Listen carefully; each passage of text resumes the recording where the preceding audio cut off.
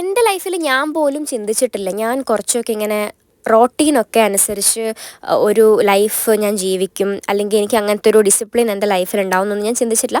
അങ്ങനെ ഇത്രയും ഡിസിപ്ലിൻ ഇല്ലാത്തൊരു കുട്ടിയും അല്ലായിരുന്നു ഞാൻ. കുറച്ചൊക്കെ ഡിസിപ്ലിൻ ഉള്ള കുട്ടി തന്നെയായിരുന്നു. പക്ഷേ എനിക്കറിയത്തില്ല, ഞാനിപ്പോൾ തനി മലയാളീൻ്റെ വീഡിയോ കണ്ടിട്ടൊക്കെയാണെന്ന് തോന്നുന്നു എനിക്കും എന്തെങ്കിലുമൊക്കെ ലൈഫിൽ കുറച്ചും കൂടെ ഒരു കറക്റ്റായിട്ടുള്ളൊരു ചിട്ട വേണമെന്നൊക്കെ എനിക്ക് തോന്നി.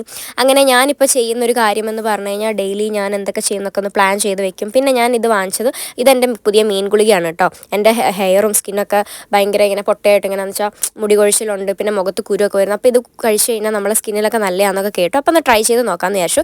പിന്നെ ഇതെൻ്റെ പുതിയ 2 ബുക്കാണ് കേട്ടോ. ഇതെൻ്റെ ഡെയിലി പ്ലാനറും പിന്നെ എൻ്റെ യൂണിക്കോൺ ബുക്ക്, അതിൻ്റെ കോണ്ടൻസ് ഒക്കെ എഴുതി വയ്ക്കാനും. പിന്നെ ഞാൻ എൻ്റെ കുറേ വർഷത്തെ ആഗ്രഹമായിരുന്നു എനിക്ക് ജിമ്മിൽ ജോയിൻ ചെയ്യണം എന്നുള്ളത്. അങ്ങനെ ഞാൻ ജിമ്മിലൊക്കെ ജോയിൻ ചെയ്തു. ഞാനിപ്പോൾ കുറച്ച് ഫിനാൻഷ്യലി ഇൻഡിപെൻഡൻ്റ് ആയപ്പോൾ ഞാൻ ഫിനാൻഷ്യലി ഇൻഡിപെൻഡൻ്റ് ആയ ഞാൻ ഫസ്റ്റ് ചെയ്യാൻ പോണ കാര്യം ജിമ്മിൽ പോകും എന്നുള്ളതായിരുന്നു.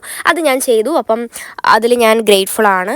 സോ ജിമ്മിൽ പോവുക എന്ന് പറയുന്നത് എനിക്ക് മോസ്റ്റ്ലി ഹെൽത്തി ആവുന്നതിനെക്കാട്ടും കൂടുതൽ കുറച്ചും കൂടെ ഹോട്ട് ആവണം, സെക്സി ആവണം എന്നുള്ളൊരു ഫീലാണ് ഞാൻ ജിമ്മിൽ പോകുന്നത്. കാരണം എന്ത് ഡ്രസ്സ് ഇട്ട് കഴിഞ്ഞാലും അടിപൊളിയായിട്ട് കാണാൻ ഇരിക്കണം. അതുകൊണ്ടാണ് ഞാൻ മെയിനായിട്ട് ജിമ്മിൽ പോകുന്നത്.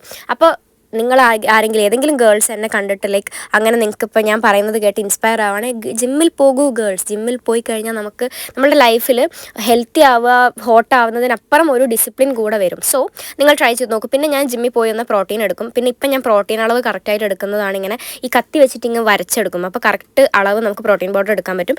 പിന്നെ പ്രോട്ടീനൊക്കെ കുടിച്ച് ഇന്ന് ഞാൻ പ്രത്യേകിച്ച് അങ്ങനെ ഒരുപാടൊന്നും ചെയ്തില്ല. കുറച്ച് തുണി അലക്കാനൊക്കെ ഉണ്ടായിരുന്നു. അങ്ങനെ ഇന്നത്തെ ദിവസം ഇത്രയേ ഉണ്ടായിരുന്നുള്ളൂ ഗൈസ്. അപ്പം ജിമ്മിലൊക്കെ പോകാൻ വേണ്ടി ഇങ്ങനെ ഇരിക്കുന്നവരാണെങ്കിൽ ഞാൻ കുറച്ചും കൂടെ മോട്ടിവേഷൻ തരാം. ജിമ്മിൽ പോയി തുടങ്ങും ഗൈസ്. അപ്പോൾ ഇന്നത്തെ ദിവസം അത്രയേ ഉള്ളൂ. അടുത്ത ദിവസം കാണാം. Tata bye.